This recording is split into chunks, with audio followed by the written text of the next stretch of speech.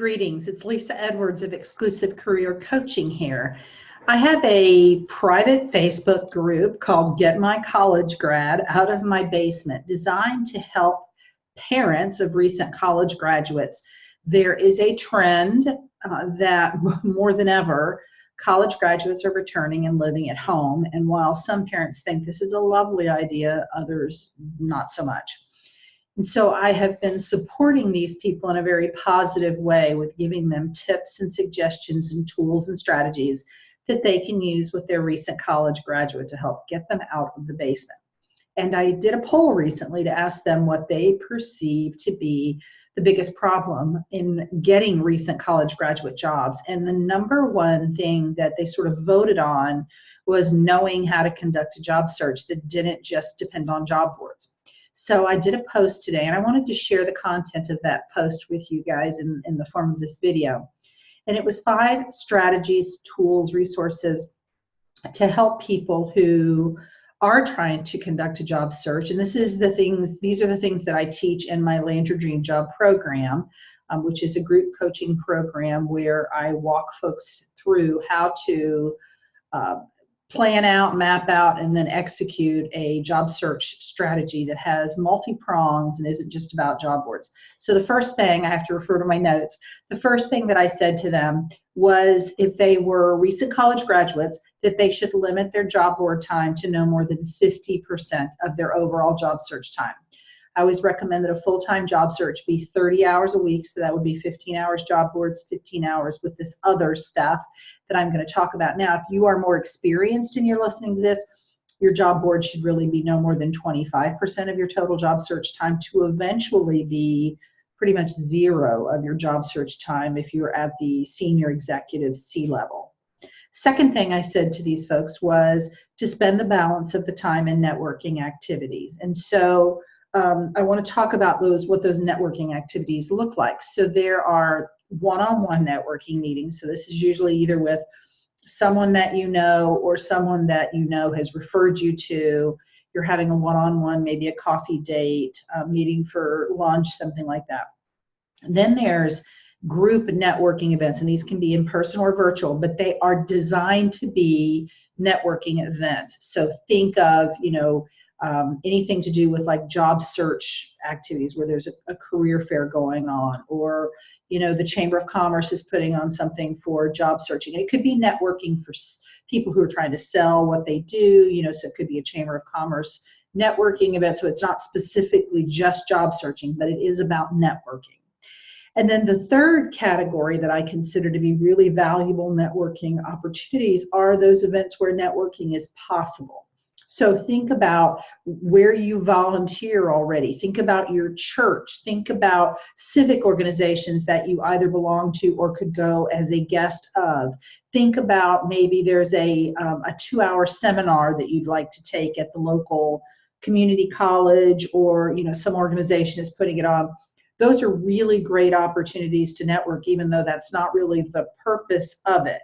So networking needs to kind of fill up the rest of that time. So then the third suggestion is to make sure you're giving as much value as you're giving in these networking events. Most people don't like the idea of feeling like a barnacle, is what I call it, sort of all take and no give.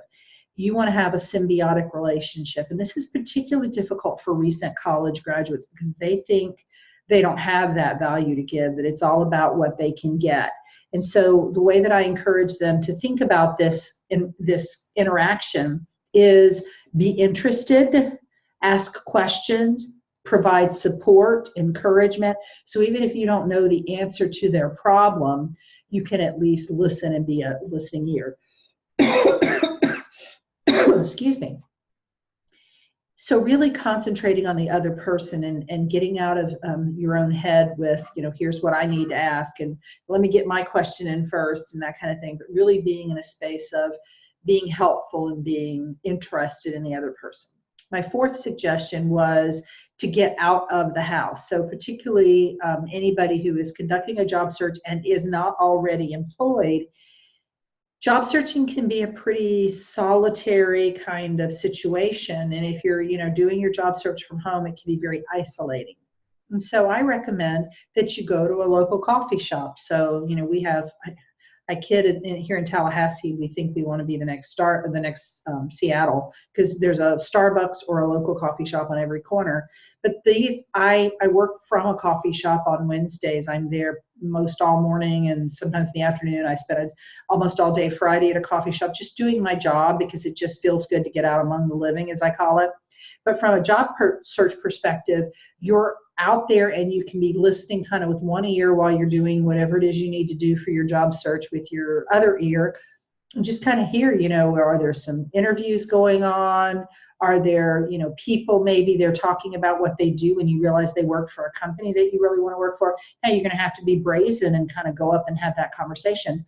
But it happens all the time. I see it at my coffee shop. In fact, I got a coaching client, an entrepreneurial coaching client recently, because he overheard a friend of mine who is a coach, but she's a creativity coach. He heard her coaching someone at the coffee shop. He just walked up and said, "Hey, I'm looking for an entrepreneurial coach, a business coach. Is that the kind of coaching you do?" And she said, "No, but I know Lisa Edwards and she does." Hooked us up and we had a great coaching relationship.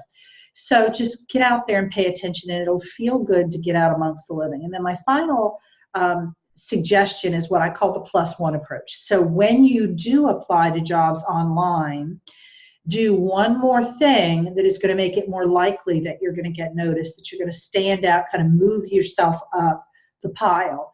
And so who is it that that you can put in, ask to put in a good word for you, write a recommendation for you, do something.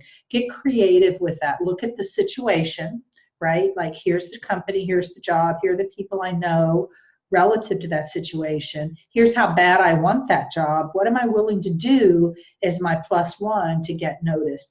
I think it also serves another purpose. The +1 really kind of helps you weed out the positions that you're not super excited about, because if you're sitting there and you're going, I really don't want to do a +1, I don't want to do one more thing, I think that's a really good indication that you're not super excited about that job.